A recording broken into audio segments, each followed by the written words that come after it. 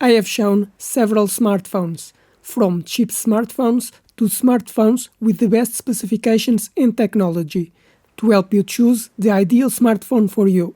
But today, we'll see the specifications of a smartphone with a lot of potential. But first, subscribe to the channel because I bring new products every week. But let's see the specifications of this smartphone from nothing. It has a AMOLED screen with 6.8 inches at 120 Hz and resolution of 1080 by 2400 pixels with a ratio of 20:9. It has a Qualcomm Snapdragon processor with 8 cores and an Adreno graphics processor. It can have a storage capacity up to 256 GB and 12 GB of memory. The main camera is 50 megapixels that records video in 4K with slow motion of 240 frames per second and with HDR technology. The front camera is 50 megapixels and records video in 4K. It has the connectivity 5G, Wi-Fi 6, Bluetooth 5.4, GPS and NFC. It also has a USB 2.0 Type-C connection for charging the battery and transferring files to the computer. To unlock, there is a fingerprint reader under the screen and has facial recognition. It has a 5000 mAh battery with 50 watt charging, but it doesn't have wireless charging. The screen has tempered glass protection against scratches and drops. It is built with plastic, IP64 certified for water and dust resistance, and weighs 210 grams. You can put 2 nano SIM cards for communication, but it's not compatible with a microSD card. This is a smartphone with good specifications, ideal for any user and job. For that reason, it's not cheap, but it has a lot of storage capacity, memory and a good processor. I recommend this smartphone, but the only thing is missing is the ability to put a microSD card to expand the storage capacity.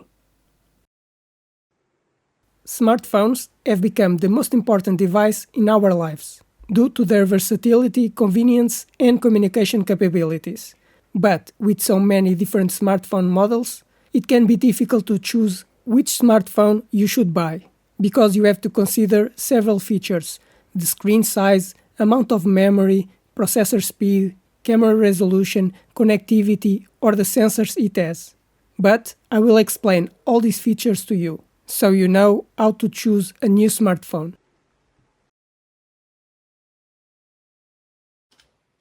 About the screen, you can choose the size of the screen. Either it has a cutout for the front camera, the resolution, the refresh rate, and the type of screen, because it may have more vibrant colors. I recommend an OLED screen with 6.7 inches with 120 Hz.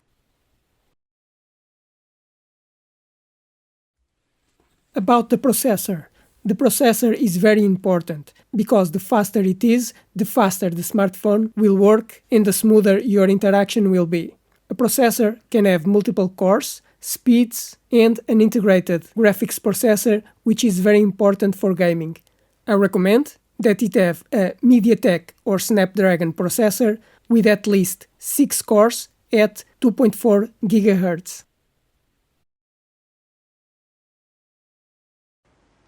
About the structure. A smartphone can be made with different materials: plastic, metal or glass. It can also have a coating to be more resistant to impacts or scratches. And it can be waterproof and dustproof. I recommend that is made of aluminium for better cooling, with Gorilla Glass protection to protect the screen from scratches, and IP67 certification against dust and water.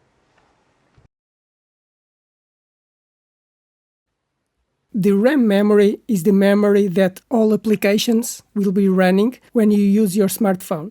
So, if you normally have many apps open, you have to have a lot of memory, and you can choose from 4 GB to 24 gigabytes. I recommend that you choose with at least 8 gigabytes, but if you play games on your smartphone, you may need more.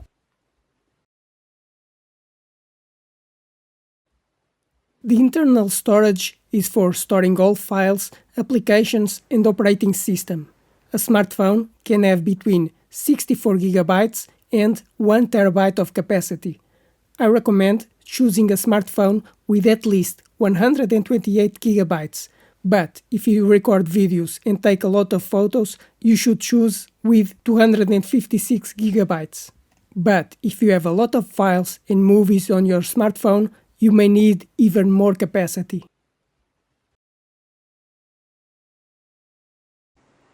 The smartphone normally has two types of cameras, the rear camera and the front camera.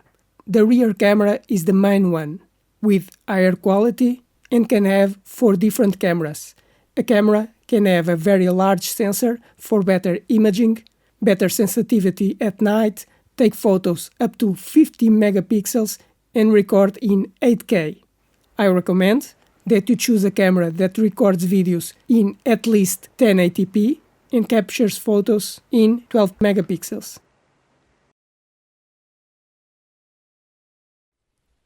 The front camera will normally be for you to make video calls, but it can take a lot or little space on the screen.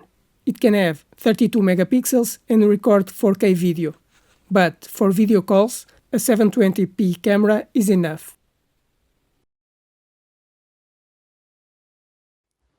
About the smartphone security, so that only you can unlock the smartphone, you can use a password, a fingerprint reader that detects your finger, or facial recognition that detects your face.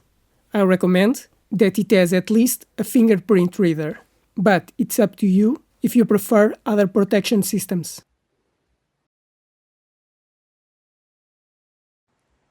With smartphones becoming thinner and thinner, some connections are no longer existing. But a smartphone can have an audio and USB connection. I recommend a smartphone with a USB Type-C connection for power charging and copying files to the computer. But if you need to connect headphones or a wired sound system, it must also have an audio connection.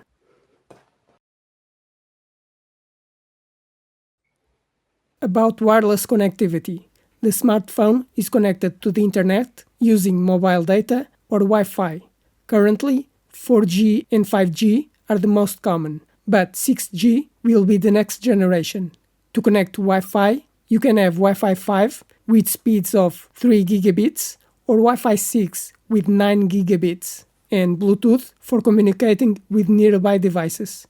I recommend that you choose a smartphone with 5G communication, Wi-Fi 6, and Bluetooth 5.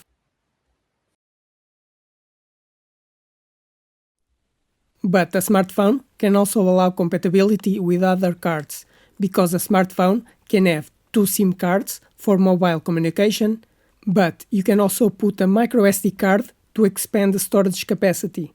The smartphone has at least 1 nano SIM card, but if you need to expand the storage, you can also put a microSD card.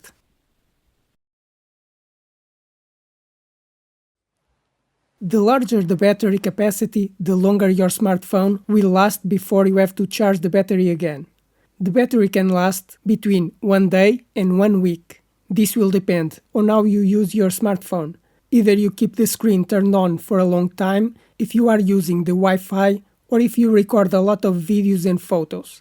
A battery typically has a capacity of between 4,000 and 6,000 mAh.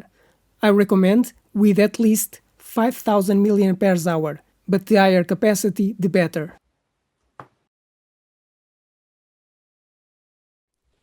Charging the battery can be done in 2 ways, wired or wireless.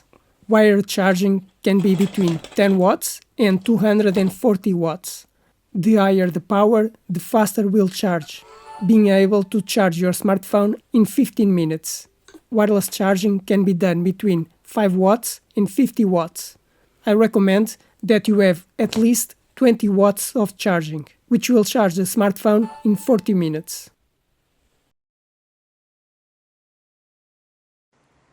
On smartphones with Android systems, you should choose the last version available, because the latest version will allow you to make updates for a longer time, such as security updates, installing new features, compatibility with applications, or updating to a new version. That's why I recommend that you buy a smartphone with the latest version available of the operating system. And these are the main specifications in technology that you should take in consideration to choose the ideal smartphone for you. I hope you enjoyed this video and it helped explain the specifications of a smartphone to choose the best smartphone for you. But now, subscribe to the channel because I bring new products every week, like the video to help the channel grow, and if you have any questions, write in the comments.